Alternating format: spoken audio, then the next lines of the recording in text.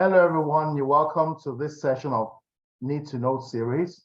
This is yet another opportunity to learn more about mental health from a distinguished assistant professor, Esther Akinyemi, who's been taking us on different topics. She took us on an hour-long session where she covered a lot of topics, but because of the feedback we got, we decided to drill down on specific areas based on need. An earlier session, we talked about the importance, the harmful effects of marijuana.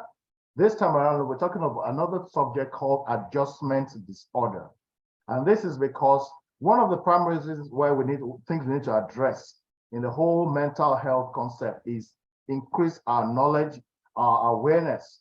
Because if we don't, then we can call something what it ought not to be. More importantly, there's a stigma that appears to be associated with it. And we want to ensure that we don't call people by the wrong names, because the world has not yet evolved to a place where we recognize that mental health is no more different from a type of disease. It's just different. It's not physical. We don't see it, but it's not worse off. And the more awareness we create about on that, the better for everyone. So I'd like to welcome you, Assistant Professor Esther Akinyemi, to this session. Thank you again for having me. Thank you very much. So without wasting more time, can you please educate us on what adjustment disorder is, and more precisely, how it may look like a symptom of the more acute or chronic elements of mental stress or mental health, but it may not be as you know it. Please, over to you. Absolutely. So adjustment disorder, first and foremost, I want to emphasize the fact that we do say this is a disorder, which means it's not 100% normal. But that being said, when we think about health, we're thinking about it on a spectrum. So we have things that are mild and we have things that are more serious. And adjustment disorder will usually fall more in the mild categories. And those symptoms that comes with adjustment disorder, essentially, there could be symptoms similar to somebody who has a major depressive disorder. But the difference is this: it's milder and it's in response to a bad thing that is happening or that has happened in somebody's life. So for example, you may have somebody who had no trouble adjusting to anything, usually can take a lot of stress, but they just lost their job. Their spouse maybe doesn't even have a job. They may now have trouble with sleep. They may have trouble eating. They may find it hard to focus, all within that time frame. And that has to develop within 3 months of the stressor. So within 3 months of the time you have the stress. And then if you take that stress away, say you get a job again, your wife gets a job again, usually that should all clear within 6 months. So are you saying therefore that people who have been diagnosed with adjustment disorder are not bipolar, are not qualified bipolar or depressed people? Is that what you're saying? So people who have been diagnosed with just an adjustment disorder with no other problems will not qualify for bipolar disorder. For somebody to be bipolar disorder, they have to have something we call mania. And mania essentially means not just that you're happy, but you're happy like you're high on something. You're not sleepy, you don't feel tired, you feel like you're the president, even though you're not even president of your own house.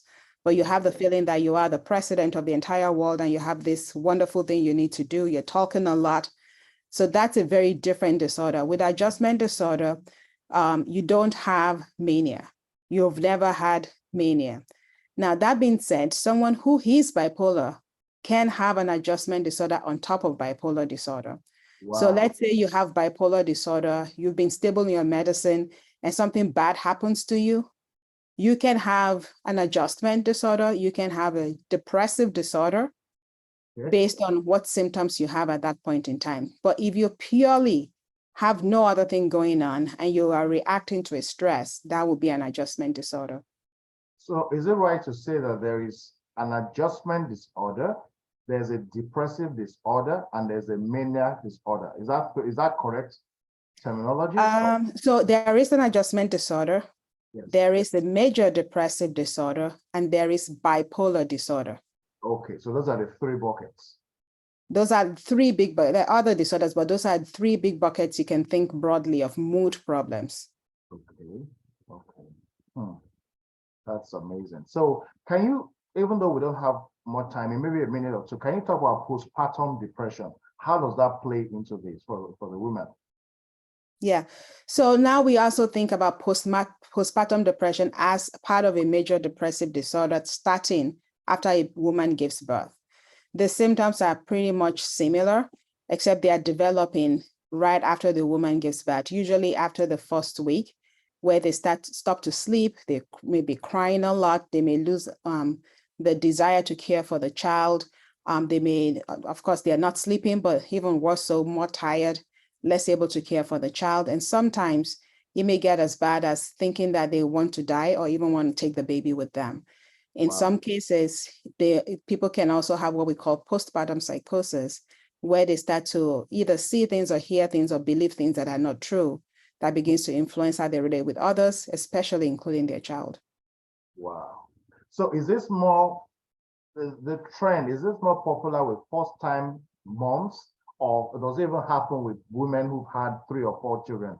I'm just wondering, just so that we help ourselves here. You know, I really can't remember exactly if it's common more in first pregnancies. However, I know that if you've had it before, you have a higher chance of having it again. All right, thank you very much for the education. Ladies and gentlemen, please watch this as many episodes as come out, because our goal is essentially to increase the awareness. We've criticized so many people in our families. We've given them names that are unfair, just because we have not taken time to learn and to understand the differences between these.